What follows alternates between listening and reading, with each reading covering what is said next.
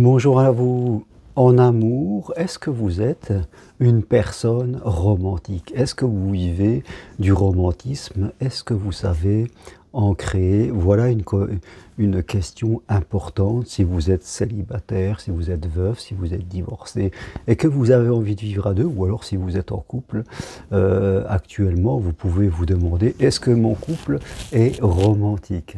Vous me connaissez, Germain Roncari, psychopraticien et coach de vie sentimentale, et j'accompagne toutes les personnes qui souhaitent vivre un amour authentique, que vous soyez seul ou que vous soyez en couple.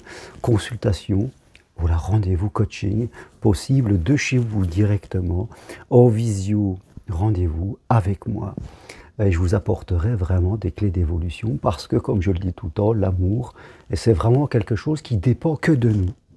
C'est une chose merveilleuse à vivre et c'est quelque chose qui dépend de notre évolution, de là où nous en sommes sur notre chemin d'évolution humaine et spirituelle, de l'autre aussi. Donc on vit souvent un amour qui nous ressemble par rapport au là où on en est. Voilà, c'est un peu l'effet miroir.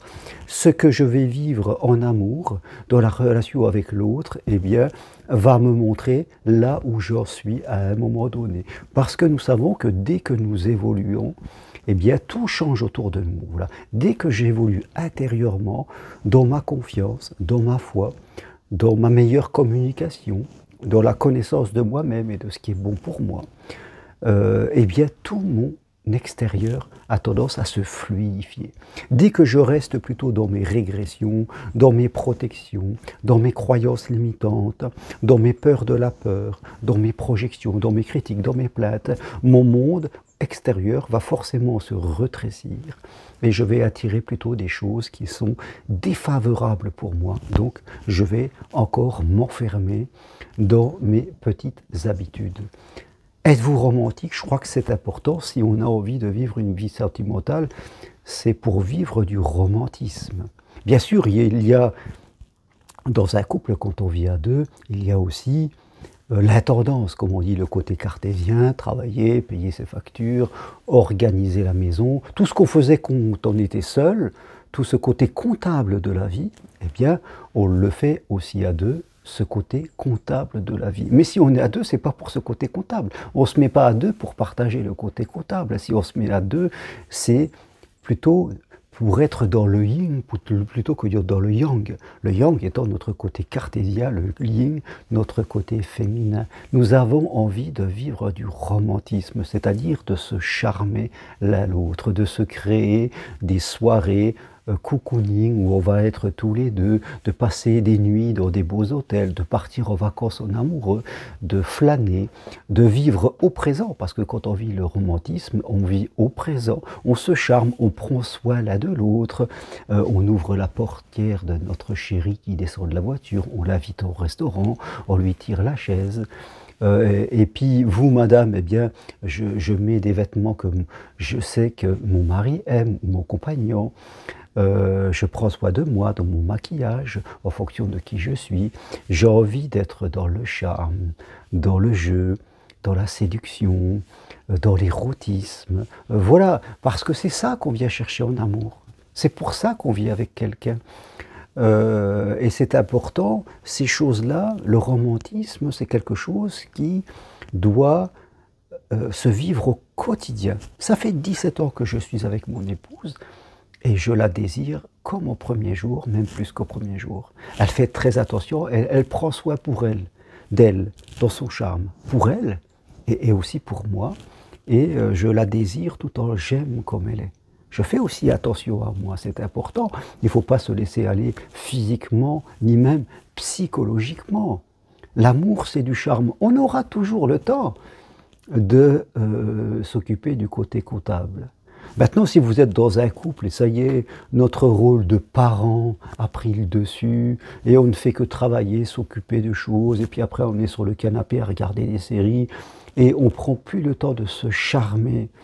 Et puis l'amour devient un genre d'ennui, comme cela, une genre de prison. Ça n'a aucun intérêt. Au même titre que si vous rencontrez quelqu'un parce que vous êtes célibataire, veuve, divorcé, n'allez pas tout de suite vous projeter dans le futur ou en analysant l'autre, est-ce que c'est vrai bon pour moi, est-ce qu'il a tout ce que je veux? comment on va faire pour vivre ensemble. Apprenez à vivre au quotidien, apprenez à vivre au jour le jour. Ce qu'il doit se faire, se fera. Donc, soyez dans le romantisme de vivre chaque jour, créer des moments romantiques. Parce que c'est sur cet amour que vous allez construire entre vous et moi. N'attendez pas de l'amour un produit fini. C'est à vous, bien sûr, de le construire et l'amour va se développer. Et après, bien sûr, toutes les contraintes de la vie, qui parfois ne sont pas faciles à vivre, vont venir se reposer sur cette fondation que va être votre amour l'un pour l'autre. Voilà, quand on construit une maison, on ne commence pas par le toit, on commence par faire de bonnes fondations. Et l'amour que vous avez l'un pour vous, l'un pour l'autre, sera la bonne fondation de tout ce qui pourra reposer dessus, même parfois les mauvais moments de la vie. Avec mon épouse, on a parfois des situations difficiles avec nos enfants, avec nos propres parents qui vieillissent, mais on est ensemble. On se respecte, on se charme. On aime bien partir au week-end et flâner, boire des cafés, lire, on s'intéresse l'un à l'autre. Tout ça, c'est du romantisme. Si on vit à deux, c'est pour être romantique l'un envers l'autre et non pas simplement pour ne pas être seul ou pour partager des factures. Donc, posez-vous cette question. Est-ce que je suis quelqu'un de romantique? Est-ce que quand je rencontre quelqu'un, si je suis seul, est-ce que je suis romantique ou est-ce que je suis poussé par ma peur? Si je suis poussé par la peur, on ne peut pas être dans la peur et dans le romantisme. Ça ne va pas ensemble. Si on est trop gentil, trop contrôlant, trop effacé, on ne pourra pas être romantique parce que le romantisme fait appel à une spontanéité, à lâcher prise. Si vous êtes en couple, posez-vous cette question. Est-ce que mon couple est un couple romantique? Est-ce qu'on a toujours du désir et de la sensualité? Ou est-ce que, fin de compte, c'est plutôt ennuyeux? On est dans un genre de confort, des routines ennuyeuses, et on ne prend plus le temps de se charmer ensemble. Oui, faites le point, parce que si vous ne vous occupez pas de votre niveau de romantisme à vous, n'attendez pas tout de l'autre, eh bien, pour vous, ça sera le début de la fin et vous allez finir dans une relation. Soit vous finirez tout seul parce que vous serez complètement dominé par vos habitudes ou par vos peurs, soit vous-même, vous serez dans un couple et votre couple va finir par mourir parce qu'un couple se nourrit du romantisme. Un couple se nourrit et va... Le romantisme, c'est le cœur, et ça a ce côté à grandir, à grandir, à grandir. Donc, faites le point, regardez-vous clairement, et si ce n'est pas le cas, discutez-en avec votre compagnon, discutez-en avec vous-même. Si vous êtes seul, travaillez sur vos comportements, évoluez. Rappelez-vous toujours, si vous voulez que l'extérieur change, et soit comme vous le voulez, il vous faut d'abord changer à l'intérieur. Et en changeant à l'intérieur, le reste va s'adapter à qui vous êtes. Mais si vous êtes dominé inconsciemment par vos automatisations, par vos comportements de protection, par vos peurs, par vos habitudes, l'extérieur ne fera que s'empirer parce que l'extérieur sera toujours le reflet de ce que vous êtes à l'intérieur. Et si vous voulez aller plus loin, voilà, prenez un rendez-vous avec moi, investissez sur vous autant que sur le matériel et vous verrez que avec moi, vous allez progresser à l'intérieur et votre extérieur changera.